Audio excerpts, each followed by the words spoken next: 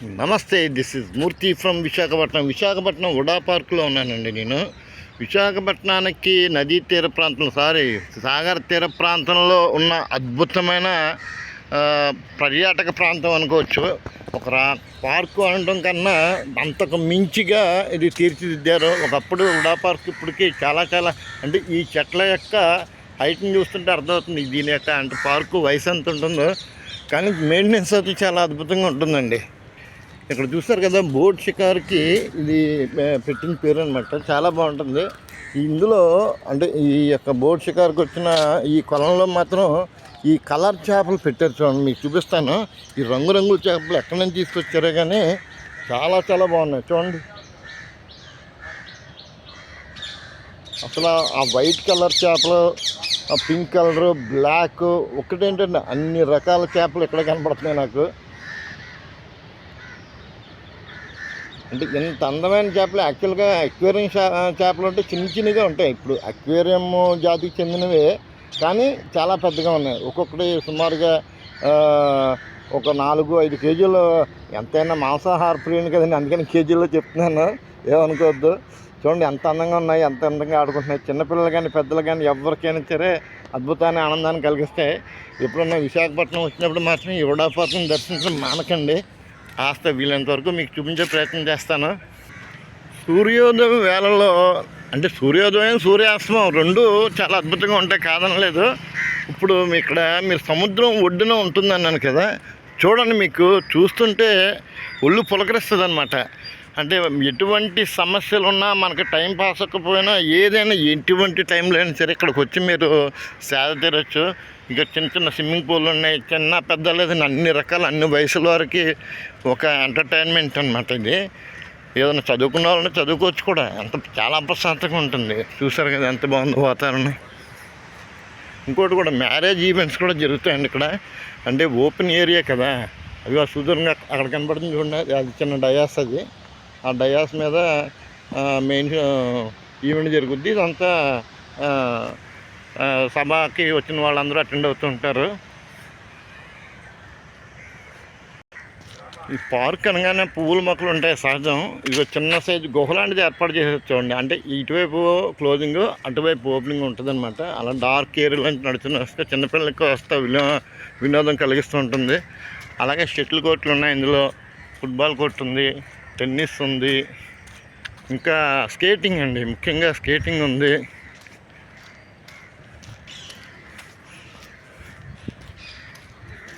చూడండి ఎలిఫెంట్లు, చూడండి పడవాకారంలో ఉంది. పైకి వెళ్ళి చూపిస్తాను చూడండి, చాలా అద్భుతంగా ఉంటుంది అనమాట. అది అంటే ముఖ్యంగా విశాఖపట్నం అనగానే ఇది సముద్ర తీర ప్రాంతం అండి. ఒక 100 సంవత్సరాల క్రితం చూసుకుంటే ముఖ్యంగా అంటే జాలర్లు చేపల వేట ప్రధానంగా ఉండేది. ఆ తర్వాత వ్యాపారాత్మకంగా అంటే పోర్ట్ వచ్చింది, ఇవన్నీ అలా డెవలప్ అయింది అనుకోండి. చూడండి ఎంత బాగుందో.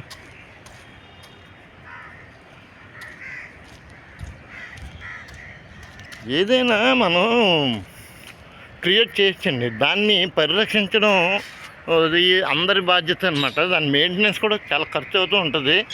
అది ప్రభుత్వాలు చేయాలి. అటువంటి వ్యక్తిగతంగా మనం చేయలేమనుకోండి, వారి ఆర్థిక స్తోమత సరిపోదు. అంటే ఇన్ఫ్రాస్ట్రక్చర్ డెవలప్మెంట్ పెట్టడం ఒక ఎత్తు, దాన్ని మెయింటైన్ చేయడం ఒక ఎత్తు. ఉచిత పథకాలు కాస్త తగ్గిస్తే ఇటువంటి దీర్ఘకాలిక ప్రయోజనాలు ఉండే వ్యవహారం నడుస్తూ ఉంటుంది. చూడండి బాస్కెట్బాల్ ఎంత బాగుందో కోర్టు, చాలా బాగుందండి మెయింటెనెన్స్ కోర్టు. ఒళ్ళు పులకరిస్తుంది అసలు ఈ కోర్టులన్నీ చూస్తుంటే. గత స్మృతులు అలా దొరుకుతున్నాయి. ఏం చేస్తాం, వయసు 50 దాటింది, కానీ ఏదో నా స్థాయి కొద్దీ ఇంకా చిన్ని చేస్తున్నాను, ఆడుతున్నాను. ఇక షటిల్ కోర్టు, కాకపోతే సిమెంట్ కోర్టు అనుకోండి. వుడెన్ కోర్టు అయితే ఇంకా బాగుంటుంది. అంటే సిమెంట్ కోర్టు అంటే తెలియని ఉంది, కాస్త మోకాలు నొప్పులు పెడుతూ ఉంటాయి. కింద వుడెన్ కోర్టు అంటే కింద ప్లాట్ఫామ్ అంతా చెక్కతో వేస్తారనమాట. అంటే రబ్బర్ కోర్టు అయినా పర్వాలేదు. ఈ మొక్కలు చూడండి ఏదో పువ్వుల్లా కనిపిస్తున్నాయి. అంటే కటింగ్ చేయడం వల్ల లేత ఆకులు, చిగురుటాకులు పైకి లెగిస్తాయి కదా, అవి ఏదో దూరం నుంచి వస్తుంటే పువ్వుల్లా కనిపిస్తుంది అనమాట. ప్రకృతి సృష్టి అదేనండి. ప్రతి ఇదేంట్లోనూ ఎంత చూసినోడికి చూసినంత. గుర్రం సారీ చేయడానికి కాదు, కేవలం చూడడానికి మాత్రమే. ఈ మధ్యలో తులసి తోట వేసారండి, బాగుంది తులసి మొక్కలు.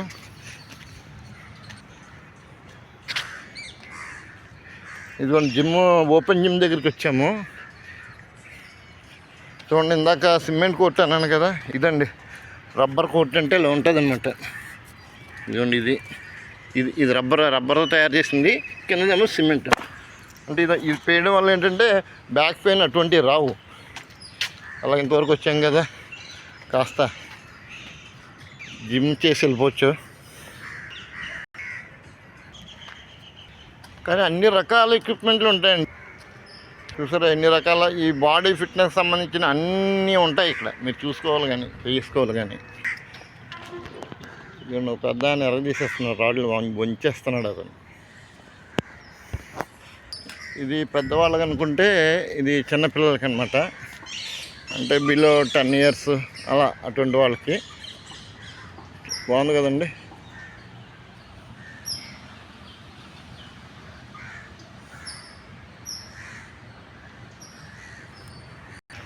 అది ఈత చెట్టు అయినా తాడి చెట్టు అయినా ముళ్ళ మొక్క అయినా సరే మనం క్రమ పద్ధతిలో పెంచితే ప్రతిదీ అందంగా ఉంటుంది. ఇది అంత అద్భుతంగా ఉంటుంది. పువ్వు మొగ్గలుగా ఉంది. పువ్వుగా అంటే ఇది యాక్చువల్గా పువ్వులే. ఇదిగోండి ఇది అయితే ఇలాగ ఉంది కదా, ఎండిపోతే ఇలాగవుతుంది. అంతే అండి, సృష్టి ఒక అద్భుతం, ప్రతిదీ అద్భుతం. ఈ కాటన్స్ మొక్కలు దీన్ని ఏమని వర్ణించను అసలు. చూడండి ఆ రేకులు ఇప్పాడుతుంటే మనకి ఈ వీడియో చాలదు వర్ణించుకుంటూ పోతే. విశాఖ జిల్లా అంటే ట్రైబల్స్ సంప్రదాయం ఇచ్చిన దింస అనమాట. బాగా చెక్కారు గోడ మీద. ఈ రోడ్స్ కూడా ఇంటర్నల్ రోడ్స్ బాగుంటాయండి. మెయింటెనెన్స్ చెప్తున్నాం కదా చాలా బాగుందని. టికెట్ 20 rupees అంతే, ప్రాబ్లం లేదు. ఈవినింగ్ వచ్చినప్పుడు ఒక హాఫ్ డే స్పెండ్ చేసుకోండి ఇందులో ఎంజాయ్ చేయడానికి. చూసినంత చెప్పి చూడండి. తర్వాత అలా పార్క్ అంతా చూసాక ఈవెంట్స్ అన్నీ ఆడుకున్న తర్వాత అట్నుంచి అటు బీచ్లో దిగిపోవచ్చు మీరు. ఓపెన్ ప్లేస్ ఉంటుంది. ఆ బీచ్లో ఇసుకలో సరదాగా ఆడుకుంటూ ఓల్డ్ లైట్ హౌస్ ఉంది, అది చూసుకొని అలా సబ్మెరీన్, ఎయిర్క్రాఫ్ట్ మ్యూజియం ఇంకా ఉన్నాయి కదా మీకు డైలీ చూసేవి, అవన్నీ చూసుకొని వెళ్ళొచ్చు. ఇందాక మాటల సందర్భంలో నేను ఒకటి అన్నాను, అది పిచ్చ మొక్క అయినా ఎండి మొక్క అయినా లేకపోతే గడ్డి మొక్క అయినా అడవి మొక్క అయినా ఏ మొక్క అయినా పెంచే రీతిలో పెంచితే చాలా అందంగా ఉంటుందని. చూడండి ఇది ఎంత బాగా తయారు చేశారు. అలాగే మీకు అద్భుతాన్ని చూపిస్తాను, దూరం నుంచి చూడండి. అది చూసారు కదా, అది కూడా ఒక మొక్కే అనమాట. గ్రీనరీ దగ్గరికి వెళ్ళి చూపిస్తాను చూడండి, దూరం నుంచి ఎంత అద్భుతంగా ఉందో.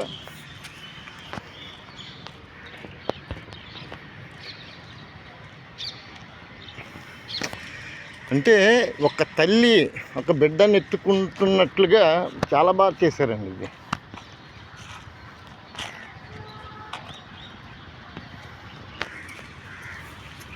సూపర్ కదా.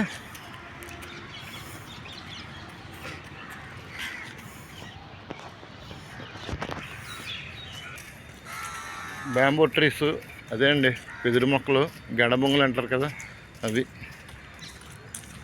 చాలా ఏపుగా పెరిగాయి. ఏదో నాకు అడవిలో తిరుగుతున్న ఫీలింగ్ కలుగుతుంది ఏరియా చూస్తుంటే, అంత బాగున్నాయన్నమాట చెట్లు. అంటే దగ్గర 30 years పైన అయిందండి పార్క్ కట్టి. కానీ ఆ 30 years అయినా మెయింటెనెన్స్ చూడండి చాలా చాలా బాగుంటుంది. అంటే మనకి అడవుల్ని తొలగించి, అంటే మనం మనిషి జీవించాలంటే మరి తప్పదు కదండి, కొన్ని మొక్కలు నరకాలి. ఆ మొక్కలు నరికేసి ఊరుకోకుండా దాని ప్లేస్లో మనం మొక్కలు నాటామనుకోండి, వాతావరణ కాలుష్యం నివారించవచ్చు. ఆ రకంగా ఈ పట్టణ ప్రాంతాల్లో కాస్త ఇటువంటి పార్కులు లాంటి ఉద్యానవనాలు లాంటివి డెవలప్ చేయడం వల్ల పొల్యూషన్ కంట్రోల్తో పాటుగా మనకు ఆనందాన్ని ఆహ్లాదాన్ని కల్పిస్తుంటాయి. అది ప్రభుత్వ రంగ సంస్థలు చేయవలసిన పని. దానికి తగ్గట్టుగా మనం కూడా పన్నులు సకాలంలో చెల్లించాలి. ప్రభుత్వానికి ఫండ్స్ రావాలంటే పన్నులు కట్టాలి కదండి. ప్రభుత్వం ఎక్కడి నుంచి తీసుకొస్తుంది డబ్బులు, ఏమంటారు? ఇదిగోండి యోగా కేంద్ర, న్యాచురల్ ట్రయల్స్, అంటే రోలర్ స్కేటింగ్, హాకీ మొత్తం అన్నీ ఉన్నాయండి ఇందులో. చూడాలి కానీ చూడండి ఎదురుగా సమిష్టి కృషి ఏదైనా సాధించవచ్చు. ఒక చిన్న స్టాచ్యూతో చూపించాడు. చెట్టు అడ్డు వస్తుంది. అదిగోండి ఇక్కడ నుంచి ప్రస్తుతం బాగా కనబడుతుంది చూడండి. అంటే భూగోళాన్ని కూడా మోసే శక్తి మానవుడికి ఉంది సమిష్టిగా ప్రయత్నిస్తే. ఇతూర్తం బాగుంది కదండి, చాలా బాగుంది. ఇదిగోండి తాడి చెట్లా ఉంది కానీ చూడండి హైబ్రిడ్ వంగడాలంటే ఇవే. అంటే మన పల్లెటూరులో చూసే తాడి చెట్లు, దాని క్రాస్ బ్రీడింగ్ అనుకోవచ్చు.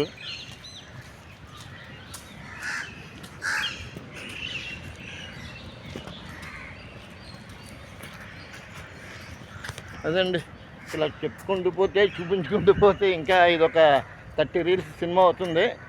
ఎప్పుడన్నా వైజాగ్ వచ్చినప్పుడు కంపల్సరీగా ఉడా పార్క్ని దర్శించడానికి ప్రయత్నం చేయండి. అంటే నేను చూపించది ఒక భాగం మాత్రమే, ఇంకా చాలా ఉన్నాయి. ఇంకా ముందుకెళ్తే ఇంకా చాలా కనపడతాయి. వీలైతే రావడానికి ప్రయత్నం చేయండి, ఆస్వాదించండి, ఆనందించండి.